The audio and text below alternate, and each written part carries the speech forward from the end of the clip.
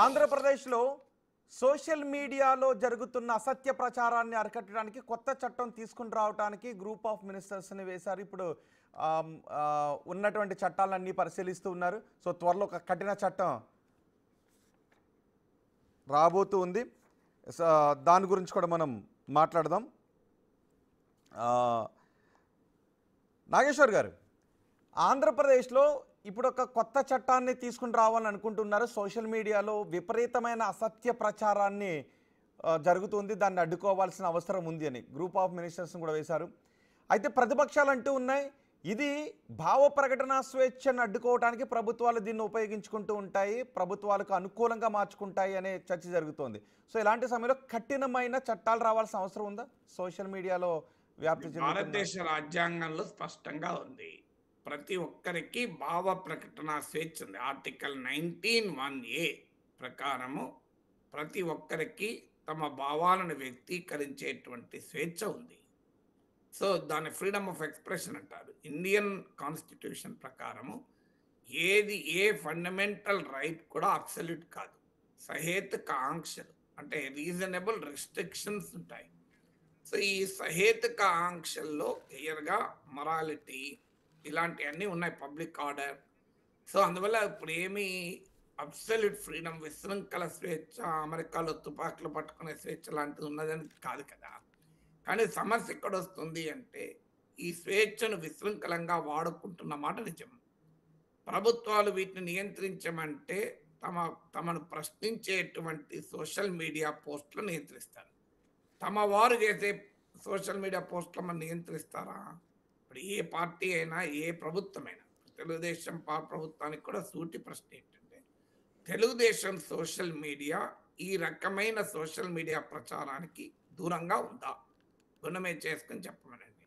Absolutely మేము మాత్రం చాలా హానెస్ట్గా ఇష్యూస్ మాత్రమే మాట్లాడుతున్నా, ఎవరిని ఏమీ అనడం లేదు, బూతులు వాడడం లేదు, ఫేక్ ప్రాపగండా వాడడం లేదు అని ఏ పార్టీ చెప్పగలుగుతుంది చెప్పండి? సో అందువల్ల ఇప్పుడు సోషల్ మీడియా ప్రచారాన్ని ప్రభుత్వము నియంత్రించే పని చేస్తే ఈ గందరగోళానికి, ఈ దుర్మార్గానికి రాజకీయ పార్టీలు అన్నీ బాధ్యులే కదా. ఇందులో అధికారంలో ఉన్నా లేకపోయినా ప్రతి పార్టీ చేసే పని తమను ప్రశ్నించే ప్రతి ఒక్కరిని తీవ్రంగా తిట్టడము, వారిని అమ్ముడుపోయారని చెప్పి ముద్రలు వేయడము, అవసరమైతే వాళ్ళ బూతులతో అటాక్ చేయడము, ఇది అన్ని పార్టీలు చేస్తున్నాయి. తెలుగుదేశం కూడా అతీతం కాదు కదా. ఇప్పుడు అందువల్ల ప్రభుత్వము, గ్రూప్ ఆఫ్ మినిస్టర్ చెప్పాల్సింది, మా వాళ్ళైనా మేము నియంత్రిస్తాం అని ధైర్యంగా చెప్పడమే కాదు, చేసి చూపెట్టాలి. మీకు అది ఎక్కడ ఒక్కరిని ఎవరినో అరెస్ట్ చేశారు, తర్వాత ఏమైందో కూడా తెలియదు. సో అందువల్ల ఇందులో పార్టీలన్నీ కూడా ఈ ప్రాపగండా, సోషల్ మీడియా ఎనేబుల్డ్ ప్రాపగండాలో పోటీ పడుతున్నాయి. ఇందులో ఒక పార్టీ ఎక్కువ, ఒక పార్టీ తక్కువ అని మనం మెజర్మెంట్ ఇచ్చి కొలవలేం. కానీ ఇందులో ఎవరు మాత్రం పూర్తిగా రెస్పాన్సిబుల్గా ఉంటున్నారని అనుకో. సో అలాంటప్పుడు ప్రభుత్వం నియంత్రించేటువంటి సోషల్ మీడియా పాలసీలో మరి ప్రతిపక్షాన్ని నియంత్రిస్తారా, అధికార పక్షం సోషల్ మీడియా విశృంఖలత్వాన్ని కూడా నియంత్రిస్తారా? ఇది సమాధానం చెప్పాలి. రెండవది, ప్రశ్నించడమే క్రిమినలైజ్ చేస్తున్న పరిస్థితులు ఉన్నారు. The dissent is being criminalise. ఎవరైనా అడిగారనుకోండి, సూపర్ 6 ఏమైంది అని, ఏమైంది అంటే చెప్పాలి, ఏమైంది, ఎలా అమలు అవుతుందని చెప్పాలి. అమలు కాని ఏమైనా ఉంటే మాకు టైం తీసుకుంటాం, అమలు చేస్తామని చెప్పాలి. కానీ తాట తీస్తాం, నాలుక చీరుస్తాం, మీరు జగన్కి అమ్ముడు పోయినావు అని మొదలు పెడతారు. మీరు విశాఖ ఉక్కును ప్రైవేటీకరణ ఆపారని మీరు అంటున్నారు, ఆపారా అని ఎవరైనా అడిగారనుకోండి, వాడి మీద బండ బూతులు తిట్టడం. సో మళ్ళీ తమను సమర్థించేవారు ఏం మాట్లాడినా ఇబ్బంది ఏమీ లేదు. సో ఇప్పుడు ఇక్కడ సమస్య ఎక్కడ వస్తుంది? మరి మీరు ఒకవేళ ప్రభుత్వం నియంత్రించాలనుకుంటే అన్ని రకాల సోషల్ మీడియా విశృంఖలత్వాన్ని నియంత్రించాలి. ఇది మొదటి క్వశ్చన్. రెండవది ఏంటంటే, ఎలా నియంత్రిస్తావు? సోషల్ మీడియాకు ఉండే ఛాలెంజ్ ఏంటంటే, నువ్వు కోట్ల మెసేజెస్, ఇప్పుడు వాట్సాప్లో సందేశాలు పంపుకుంటారు. వాట్సాప్లో ఏదన్నా ఇష్టం వచ్చినట్టు వాట్సాప్ యూనివర్సిటీ అంటారు, దాన్ని అబద్ధాలు చెప్తుంటారు. దీన్ని ఎవరు నియంత్రించాలి? అది ఎండ్ టు ఎండ్ ఎన్క్రిప్షన్ ఉంది. టెక్నాలజికల్గా కూడా ఎంతవరకు సాధ్యం? ఒక ఎంతమందిని నియంత్రిస్తావు? ఇప్పుడు రాజకీయ పార్టీలు బాధ్యతాయుతంగా వ్యవహరిస్తాయని చెప్పినా, కింద జనం అలా ఉంటారన్న గ్యారంటీ ఏంటి? ఇప్పుడు తెలుగుదేశం పార్టీ మనం ఆ ప్రభుత్వంలో ఉన్నాం. మనమైనా మొదలు పెడదాం. బాధ్యతాయుతంగా ఉందాం. మన ఎట్టి పరిస్థితుల్లో ప్రత్యర్థుల్ని కూడా అసభ్యంగా అనకూడదు. వాళ్ళ ప్రశ్నలకు సమాధానాలు చెప్దాం. ఫ్యాక్ట్స్‌తో సమాచారంతో కౌంటర్ చేద్దాం అని నిర్ణయం తీసుకుంటుంది అనుకుందాం. టీడీపీ సోషల్ మీడియా విభాగాన్ని కంట్రోల్ చేయొచ్చు. కానీ కింద ఉన్న సోషల్ మీడియా టీడీపీ అభిమాన శ్రేణుల్ని ఎవరు కంట్రోల్ చేయాలి? సో, అది ప్రాక్టికల్‌గా జరుగుతుందా? అందువల్ల మరి ఇక్కడ ఇంత విస్తృతమైన, విశాలమైన సోషల్ మీడియాను నియంత్రించడంలో టెక్నాలజికల్‌గా కూడా అంత సులభం కాదు. సో, ఇట్స్ వెరీ ప్రాక్టికల్‌గా ఎక్స్‌ట్రీమ్‌లీ డిఫికల్ట్ థింగ్.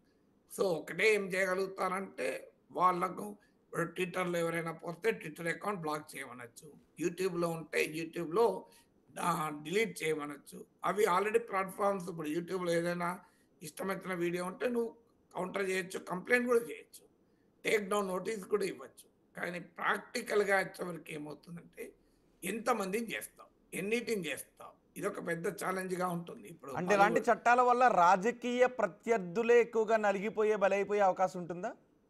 అంటే ఇవాళ రాజకీయ పార్టీల సభను చూస్తే ఆ పాసిబిలిటీ రాజకీయ ప్రత్యర్థులు నలిగిపోయిన ఇబ్బంది ఏమి లేదు. ఎందుకంటే వాళ్ళు కూడా వీళ్ళని అలాగే నలిపేశారు గనక. కానీ హ్మ్. సమస్య ఏందంటే ఇండిపెండెంట్ జర్నలిస్ట్‌ల పైన, ఇండిపెండెంట్ విశ్లేషకుల పైన అందరినీ కూడా ఒకే గాట. మమ్మల్ని ప్రశ్నిస్తే మిమ్మల్ని ఇప్పుడు తెలుగుదేశం శైలి ఎలా ఉంది? పొరపాటున ఎవరైనా ప్రశ్నిస్తే తీసుకెళ్ళి జగన్ పేటీఎం బ్యాచ్ అనేస్తారు. హ్మ్. సోల్డ్ ఔట్ అని ఒక ముద్రేస్తారు. మరి అదే రాధాకృష్ణ, ఏబీఎన్ రాధాకృష్ణ ప్రశ్నిస్తే ఆయన మీద కేసులు పెట్టగలరా? ఇప్పుడు బహుశా తెలుగుదేశాన్ని ఘాటుగా విమర్శిస్తున్న వారిలో ఏబీఎన్ రాధాకృష్ణ ముందు వరుసలుంటారు. ఈవెన్ ఆ భాష ఇప్పుడు పీ4 గురించి ఆయన వాడిన పబ్లిక్ ప్రైవేట్ పీపుల్ పార్ట్నర్‌షిప్ అని.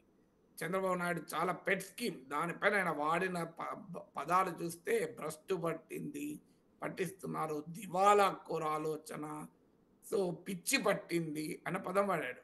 సో చంద్రబాబు నాయుడుకు పీ4 పిచ్చి పట్టింది అని. ఈ మాట ఇంకెవరన్నా వేరే వాళ్ళుంటే కేసులు పెట్టరా? మా రాధాకృష్ణనే వాడాడు కదా ఈ పదాలన్నీ. ఎమ్మెల్యేలు దోచుకుంటున్నారు. మంత్రి నారాయణ అక్రమార్కులకు అండగా ఉన్నారు.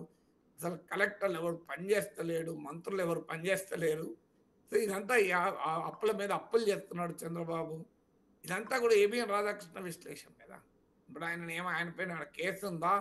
ఆయనను జగన్‌కు సోల్డ్ ఔట్ అని అంటున్నారా? సో, అందువల్ల ఇది కూడా సెలెక్టివ్ అటాక్. అందరిపైన ఒకే రకంగా ఉండదు. అందువల్ల ఇప్పుడు వైసీపీ వాళ్ళని, టీడీపీ వాళ్ళు ఏమనంటే నేను సీరియస్‌గా తీసుకోను. ఎందుకంటే వాళ్ళు అధికారంలో ఉన్నప్పుడు ఇలాగే బిహేవ్ చేశారు కదా! వాళ్ళేమి డిఫరెంట్‌గా లేరు కదా! వాళ్ళేం సత్య హరిశ్చంద్రుల్లాగా, శ్రీరామచంద్రుల్లాగా ఉండి ఇప్పుడు మమ్మల్ని ఇలా బాధిస్తున్నారు ఏంటి అంటే సమస్య. వాళ్ళు రావణాసురుడిలాగా వాళ్ళు కూడా ఇతర రకాలుగానే వ్యవహరించారు కదా అప్పుడు. సో, ఇప్పుడు హ్మ్. వీళ్ళు వ్యవహరిస్తున్నారు. తేడా ఏంటి? అలా రావణాసురుడిని ఎందుకంటున్నా అంటే, సో, మొట్టమొదటి ట్రోలింగ్ అప్పుడు సీతమ్మ తల్లిని అశోకవనంలో ప్రత్యేకంగా రాక్షసులను నియమించి ఆమెను సాడిస్టిక్ వేధింపులు చేశారు.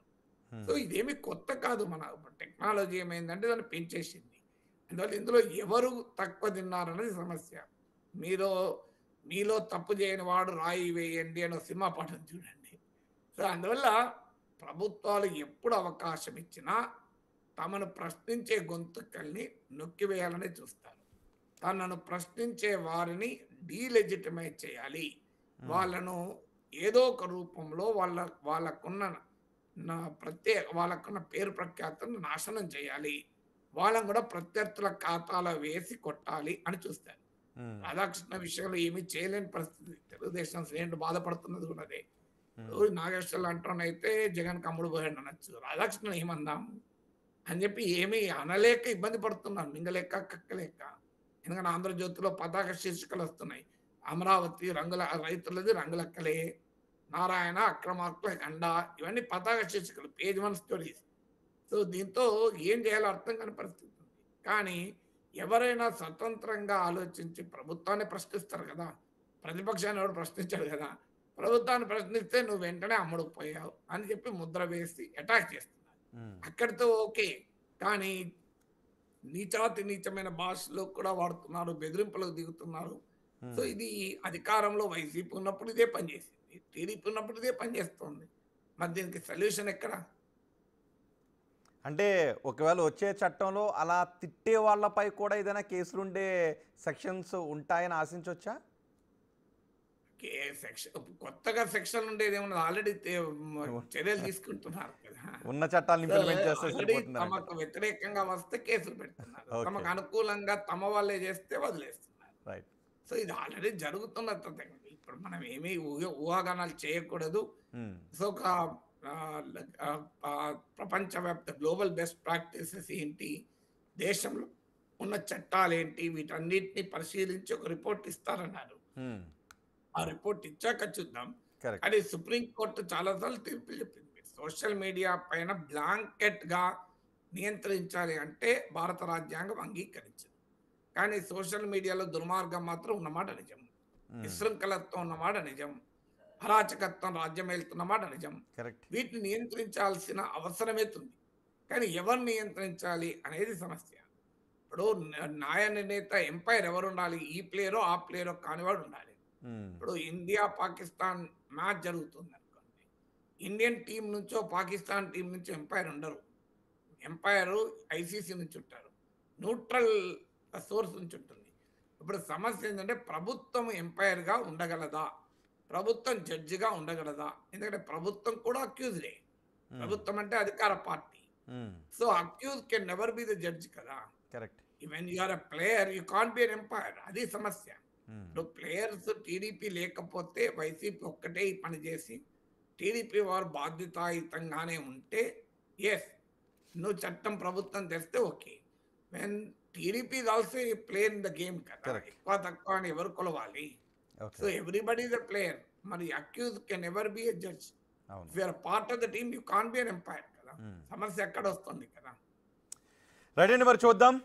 గ్రూప్ ఆఫ్ మినిస్టర్స్ దేశంలో ఉన్న చట్టాలను పరిశీలించిన తర్వాత ఎటువంటి రిపోర్ట్ ఇస్తారు, ఆ తర్వాత ఎటువంటి చట్టం వస్తుంది, ఆ చట్టం నిజంగా సోషల్ మీడియాలో జరుగుతున్న అసత్య ప్రచారాలను అణిచివేసే విధంగా ఉంటుందా, లేదంటే ప్రభుత్వాలను ప్రశ్నించే వారిపైన ఉక్కుపాదం మోపే విధంగా ఉంటుందా, ఆ చట్టం ఎలా ఉంటుందో చూద్దాం.